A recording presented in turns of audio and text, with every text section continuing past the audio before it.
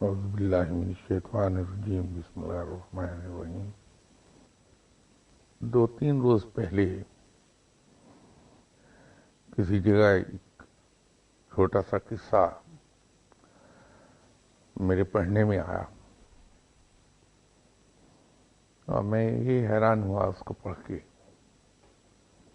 کہ ہم جن لوگوں کو کوئی زیادہ بڑے مقام پر نہیں رکھتے اور جن لوگوں کو ہم عرف عام میں نیک نہیں گردانتے، وہ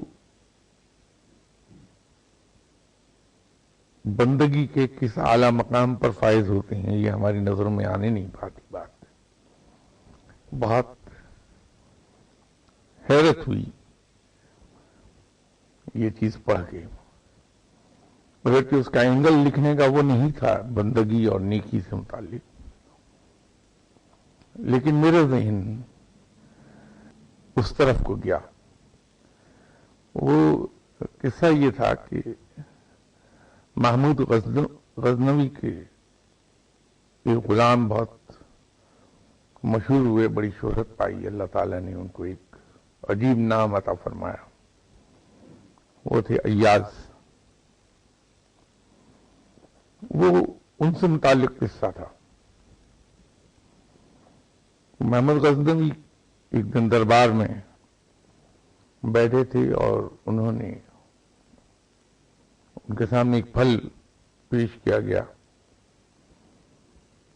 اس میں سے ایک کاش انہوں نے اپنے اس وزیر کو دی جو انتہائی عقل مند اور بہت وفادار گردانا جاتا تھا، اور دوسری کاش انہوں نے اپنے غلام ایاز کو دی۔ وہ پھل ذائقے میں ترش تھا، بد ذائقہ ہوگا، تو وزیر نے کھایا تو خاموشی سے، لیکن اس پھل کی ترشی اور ذائقے کی تلخی وزیر کے چہرے سے ظاہر ہوئی۔ اس کے برعکس ایاز نے پھل کی وہ کاش بہت مزے لے لے کے کھائی اور اس پھل کی تعریف کی کہ کیا اعلیٰ پھل آپ نے مجھے دیا ہے کھانے کو۔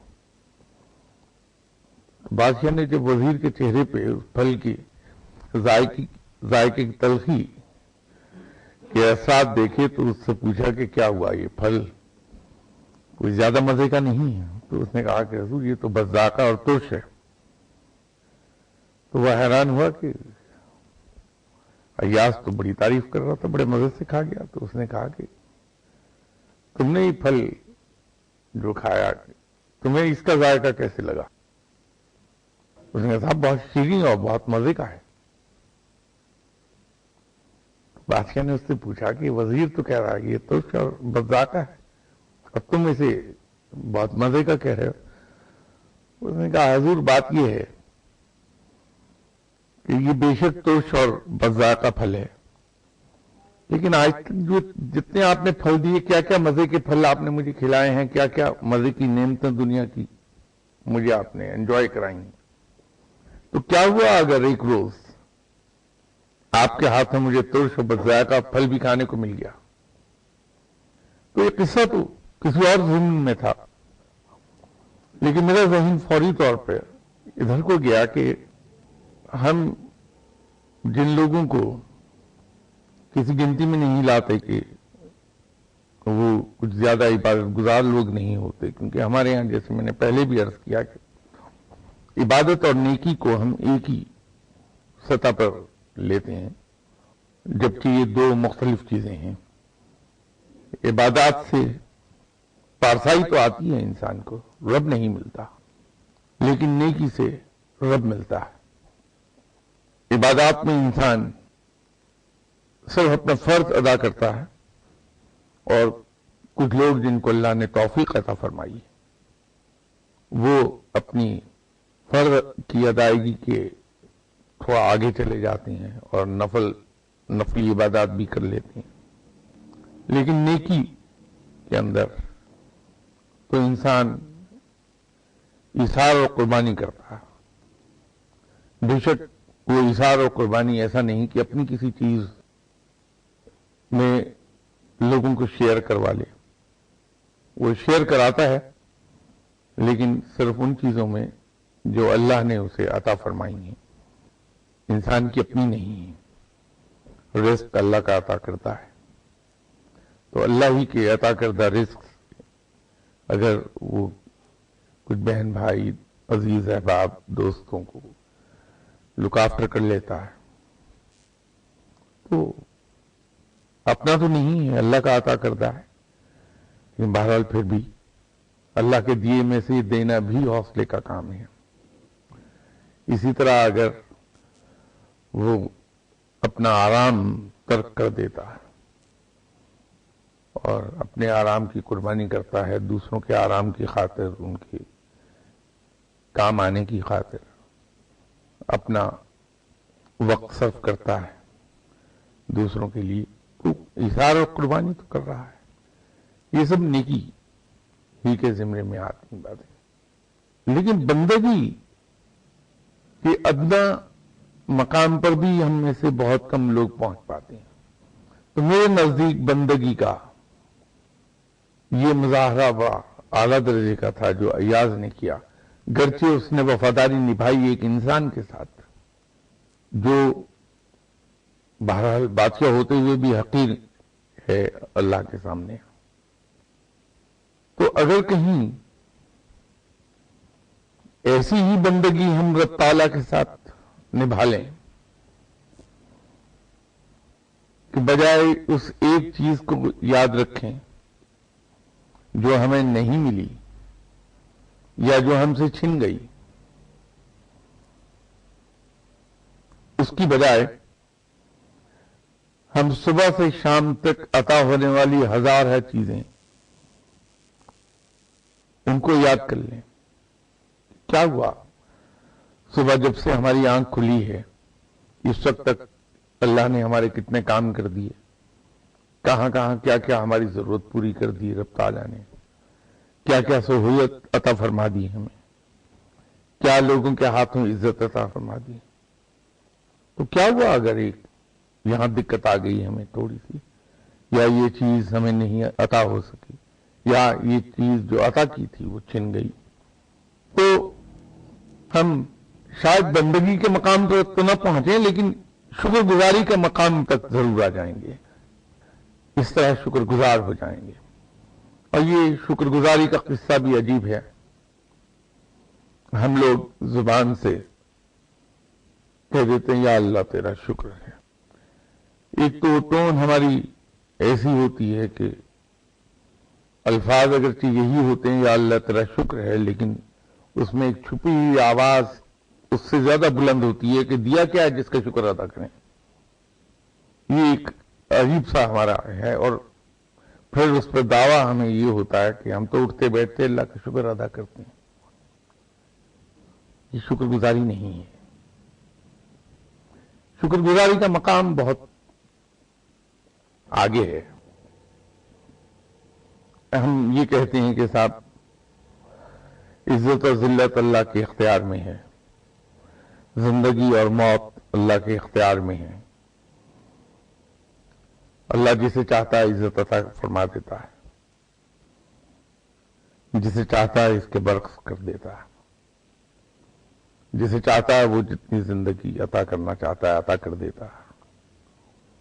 جب وہ سمجھتا ہے کہ اس انسان کی اب ضرورت نہیں دنیا میں رہی تو اسے واپس بلا لیتا ہے۔ ہم یہ کہتے ہیں کہ اولاد کا ملنا نہ ملنا سب اللہ کے اختیار میں ہے، اللہ ہی اولاد عطا فرماتا ہے، اولاد اللہ کا عطیہ ہے، لیکن اولاد کو ایک سوئی چبھ جائے، کانٹا چبھ جائے تو انسان کہتا ہے کہ میں جان دے کے بھی اس کی تکلیف رفع کر لوں، اور اگر خدا نہ خواستہ کسی کا بچہ اس کے ہاتھ سے نکل جائے تو ہم بلائے پھرتے ہیں، دنیا ہی اندھیر ہو جاتی ہے۔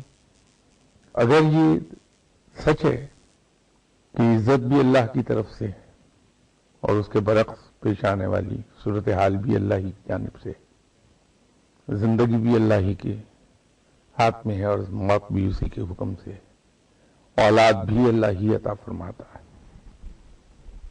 اس کی امانت ہے، یہ سب ہم کہتے ہیں۔ اگر یہ سچ ہے اور ہم اسے دل سے سچ سمجھتے ہیں تو دکھ ہونا تو انسانی فطرت ہے، اس کو تو روکا نہیں جا سکتا کیونکہ فطرت میں ہے، لیکن اس پر واویلا اور ماتم کس چیز کا؟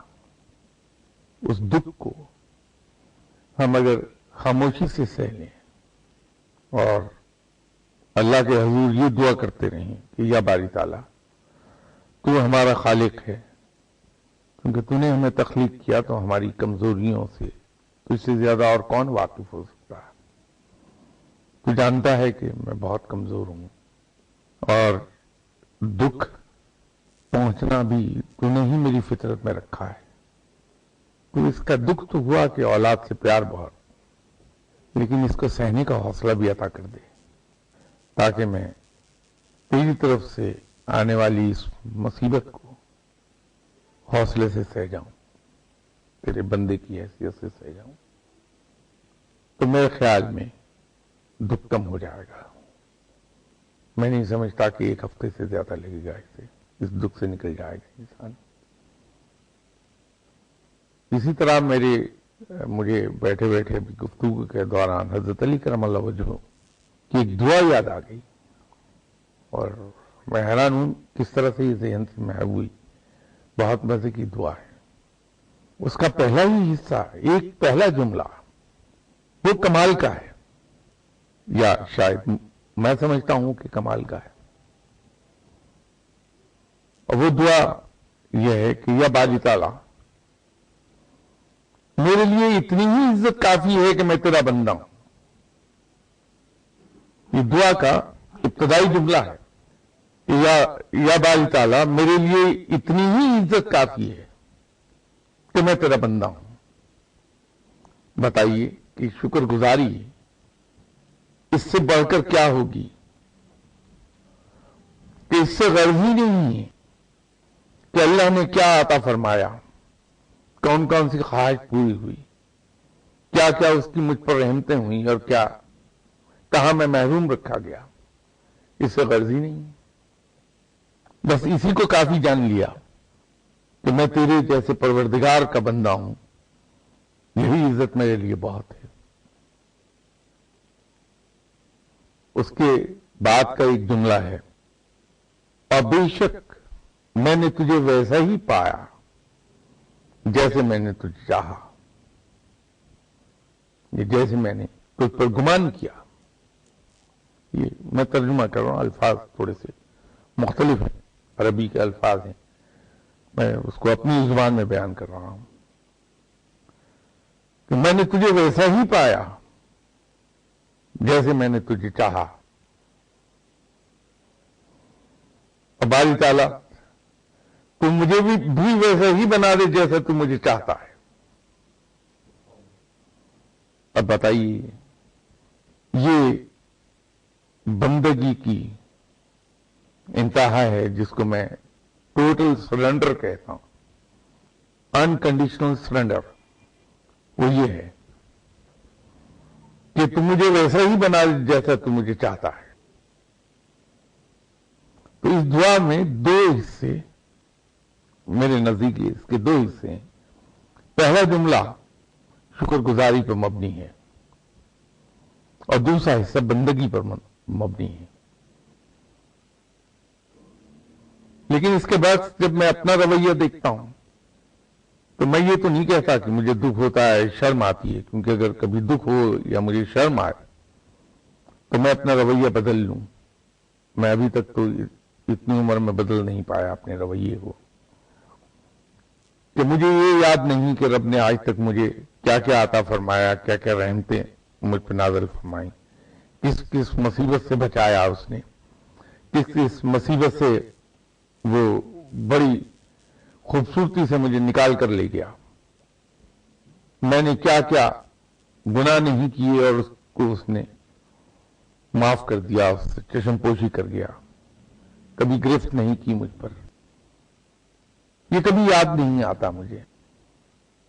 ہاں البتہ یہ ضرور یاد رہتا ہے کہ میں نے گاڑی کا دروازہ کھولنے کے لیے ریموٹ 2 مرتبہ دبانا پڑا مجھے، پہلی مرتبہ نہیں کھلا دروازہ۔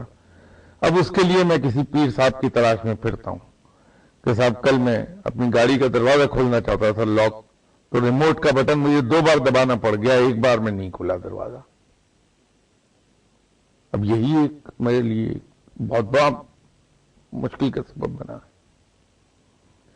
ابھی میں ملازم پر گرجو برسوں گا جا کے کہ روٹی اس نے توے سے اترتی اترتی میری پلیٹ میں دے رکھی، 5 منٹ کے بعد اس نے لا کے رکھی ہے، تو اس کے اندر جو بھاپ بھری ہوئی تھی، پھولی ہوئی تھی روٹی، وہ اتنی پھولی نہیں رہ گئی، تھوڑی رہ گئی۔ اب یہ چھوٹی چھوٹی باتیں ایسی ہیں جس کے لیے میں پیروں کے پاس ضرور جاؤں گا، عامر حضرات کے پاس جاؤں گا کہ کسی سے کوئی تعویذ لے لوں کہ آئندہ نوکر میرا روٹی جو ہے توے سے ڈائریکٹلی میری پلیٹ پہ شفٹ کر دے۔ میرے نزدیک نہ شکر گزاری کی نشانیاں ہیں یہ سب۔ میں بھلے اٹھتا بیٹھتا یا اللہ تیرا شکر کہتا رہوں، لیکن میرا عمل اس کے برعکس ہے، کیونکہ میں اسے گلا شکوہ سمجھتا ہوں۔ جیسے ایک بار میں نے پہلے بھی ذکر کیا تھا، میں نے اپنے قبلہ مرشد صاحب سے صرف اس بات پر بے انتہا جوتے کھائے تھے کہ میں آفس سے اٹھا تو الحمدللہ آفس بھی ایئر کنڈیشن تھا، اور جس گاڑی میں بیٹھ کے آیا وہ بھی ایئر کنڈیشن تھی۔ ان کے حجرے میں آ کے بیٹھتے وقت گاڑی سے نکل کے ان کو حضرت صاحب کے حجرے میں آتے تک کتنی گرمی محسوس ہوئی ہوگی۔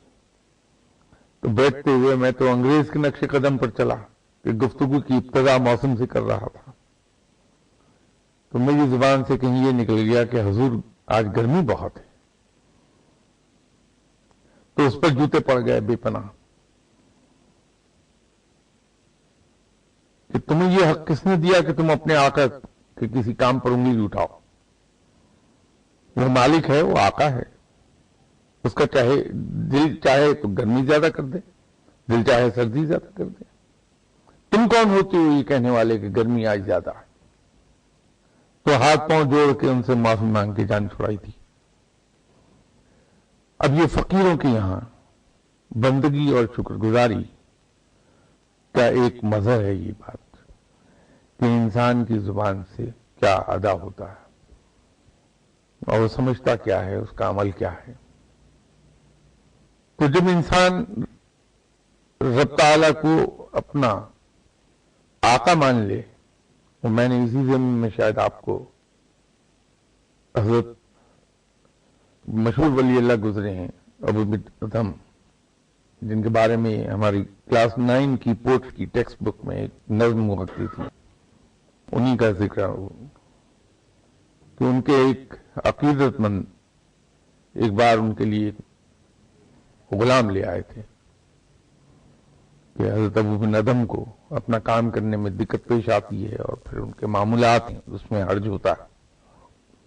بہت خوش ہوئے اس غلام کو پا کے، تو انہوں نے اس نئے غلام سے پوچھا کہ تمہارا نام کیا ہے؟ اس نے کہا جی کوئی نام نہیں، کہ پھر بھی تم کس نام سے پکارا جانا پسند کرو گے؟ کہا کہ جس نام سے آپ پکار لیں وہی میرا پسندیدہ نام ہے۔ ٹھیک، تو تم کھانے میں کیا پسند کرتے ہو؟ کہا صاحب جو آپ کھلائیں مجھے وہی پسند ہے۔ تو پوچھا کہ رات کو کس وقت سوتے ہو؟ کہ جب آپ سونے کی اجازت دے دیں وہی میرا سونے کا ٹائم ہے۔ تو اس پہ حضرت ابو بن ادھم نے خوف کے مارے زور سے چیخے اور وہ بے ہوش ہو گئے۔ تھوڑی دیر کے بعد جب ہوش آیا تو اس سے کہا کہ جاؤ میاں تم آزاد ہو۔ تو لوگوں نے کہا کہ صاحب آپ کو تو بہت ضرورت ہے۔ انہوں نے کہا کہ اس آدمی کو دیکھو کہ اپنے ہی جیسے ایک انسان کا غلام ہے اور غلامی کس درجے کی کر رہا ہے۔ میں تو اس قادر مطلق کا غلام ہوں اور میں اس درجے کو غلامی نہیں کر پاتا، یہ آزاد ہے جائے. تو تسلیم اور رضا کا یہ پہلو. اب یہ باتیں سر دھننے کی نہیں ہیں کہ ہم کہیں پڑھ لیں یا کسی سے سن لیں تو سر دھنیں اور سبحان اللہ واہ واہ کرتے ہوئے گھر چل جائیں. یہ ہمیں فائدہ اسی وقت دیتی ہیں جب ہم انہیں اپنی عملی زندگی میں امپلیمنٹ کر لیں. اگر کہیں اللہ مجھے توفیق عطا فرما دے اور میں اس غلام کی طرح رب تعالیٰ کے ساتھ اپنے رویے میں یہ تبدیلی لے آؤں کہ میرا رب جو کچھ مجھے عطا کر دے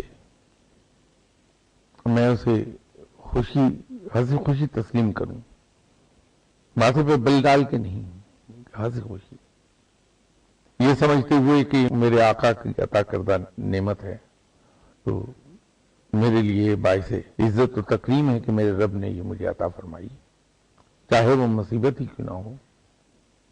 جس حال میں وہ رکھے اسے میں نہایت خوشی کے ساتھ تسلیم کر لوں. میرے رب نے اس میں یقیناً میرے لیے کوئی بھلائی ہے، کیونکہ وہ اتنا مہربان ہے کہ وہ میرے لیے کوئی مشکل کبھی پیدا نہیں کرے گا. تو یہ بندگی ہو جائے گی بشرطے کہ میں کر پاؤں.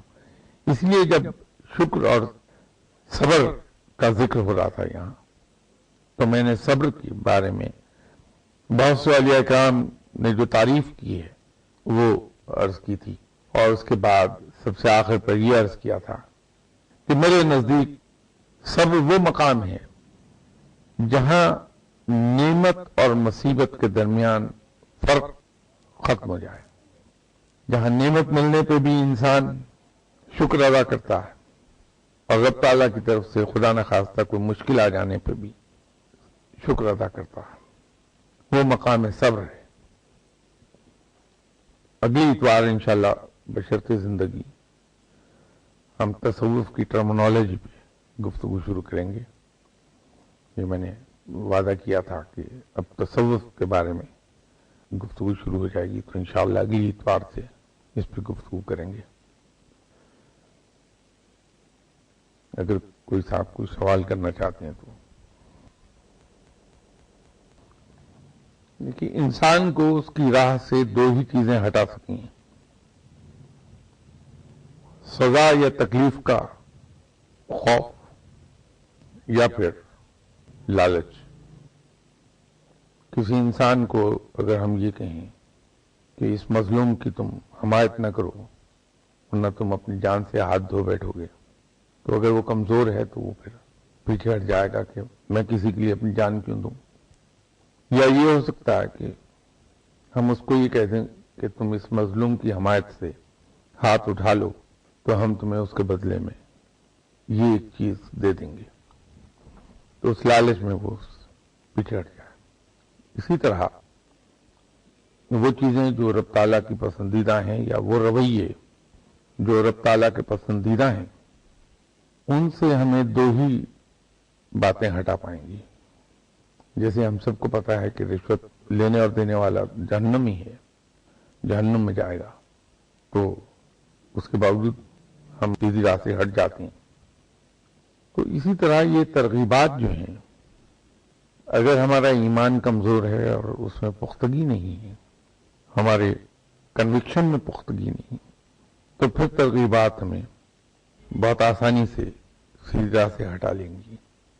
اور اگر اس کی پختگی ہے، یہ جب یقین کا ذکر ہو رہا تھا تو اس وقت میں نے علم الیقین اور عین الیقین اور تمام چیزوں پر خاصی بحث ہوئی تھی. تو یہ قصہ ہے ایمان کا کہ ہمارا ایمان کتنا پختہ ہے. اسی لیے جو خانقاہی سسٹم تھا اس میں جب کوئی شاگرد کسی کے پاس جا کے بیٹھتا تھا تو اس کی کردار میں پختگی لانے کے لیے بعض کا 35 سال گزر جاتے تھے تب کہیں جا کے خلافت ملتی تھی. وہ بہت نچلے لیول سے تربیت شروع کر دیتے تھے. جیسے میں نے عرض کیا تھا کہ خانقاہی سسٹم میں پہلا کام یہی ہوتا تھا کہ بال اتروا دیتے تھے، اس طرح پھروا دیتے تھے۔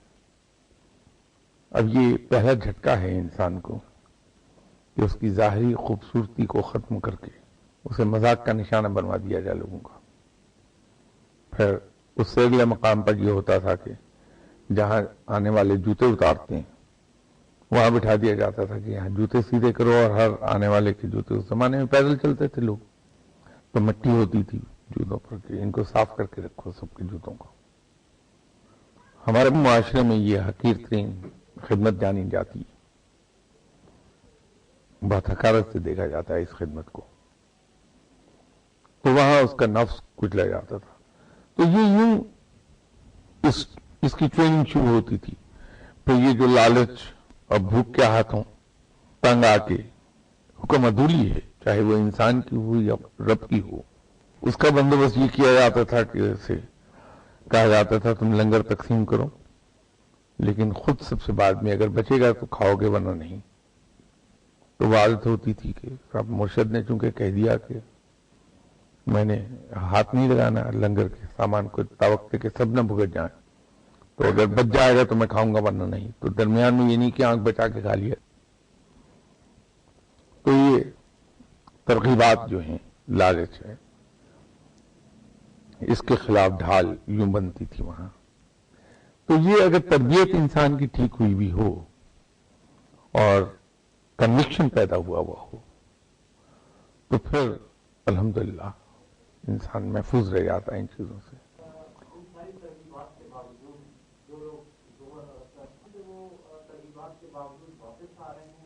میں وکٹری تو نہیں کہوں گا اس کو۔ اب یہ جو نماز کا سلسلہ ہے، یہ یہاں تو نہیں، انگلینڈ میں ایک وہ تھا، مسلم ادارہ تھا، اس میں گفتگو کا سلسلہ ایک بار ہوا، تو اس میں میں نے ایکسپلین کیا تھا، کسی صاحب نے سوال کیا تھا کہ نماز کیا ہے، تو وہاں میں نے یہ عرض کیا تھا، پانچوں نمازوں کے بارے میں پھر اس کا انالیسس دیا تھا۔ ابھی اگلی اتوار تصوف پہ بات کرنے سے پہلے نماز کے بارے میں ضرور انشاءاللہ ذکر ہوگا۔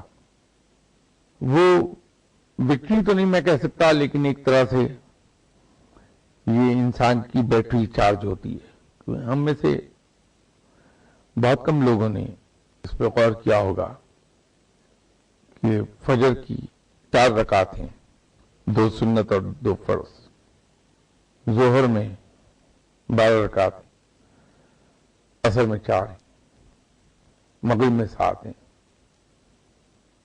اور عشاء میں 17 ہیں، جبکہ عقل یہ کہتی ہے کہ سارے دن کا تھکا ہارا انسان ہے اور 17 رکعت نماز پڑھے گا، وہ تو معاذ اللہ معاف فرمائے، میں اعتراض نہیں کر رہا، میں صرف بحث کی بات کر رہا ہوں کہ 2 ہونی چاہیے کہ سارے دن کا تھکا ہوا ہے، جلدی سے نماز پڑھ لے آدمی، کیونکہ اس کی 17 ہیں۔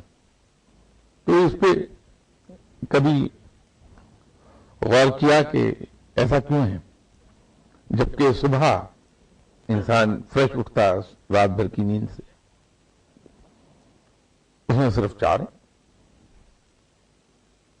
تو اس پر انشاءاللہ اگلی اتوار تصوف پر بات کرنے سے پہلے اس پہ تفصیل سے بات کریں گے۔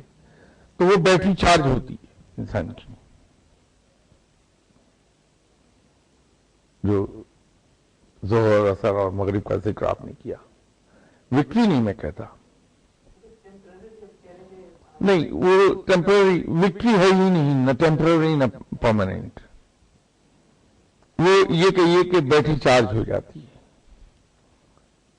فرض کی ادائیگی میں اتنا ہی فرق ہے ہماری تھنکنگ میں اور ان قوموں کی تھنکنگ میں جو بڑی تیزی سے ترقی کر گئیں۔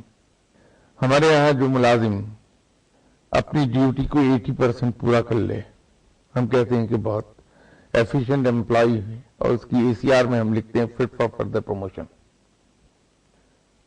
جو ڈیولپڈ نیشنز ہیں ان کے یہاں اگر کسی امپلائی کی ACR ہے، اینول کانفیڈینشیل رپورٹ، تو وہ 100% اگر اپنی ڈیوٹی پرفارم کر رہا ہے، 100% آؤٹ پٹ دے رہا، اس کا کنٹریبیوشن اپنے ادارے کے لیے بھرپور ہے، تو اس کا لکھا جاتا ہے کہ he performs his duty efficiently، انعام نہیں ملتا، اس نے صرف اپنا فرض نبھایا ہے اور اس طرح نبھایا جیسے اسے چاہیے، اس لیے اس کے لیے کوئی تعریف نہیں ہے اس کی۔ تو اگر ہم نے اپنی دنیاوی مصروفیت سے وقت نکال کے نماز آن ٹائم ادا کی ہے تو وکٹری نہیں ہو سکتی۔ فرض نبھایا ہے، قابل تعریف نہیں ہے، صرف فرض نبھایا ہے۔ جیسے میں نے ایک دن یہ عرض کیا تھا کہ ہم دوسروں کے ساتھ ڈیلنگز میں بہت فخر سے کہتے ہیں کہ صاحب میں تو انصاف سے چلتا ہوں۔ انصاف تو ڈیلنگ کا ادنی ترین مقام ہے،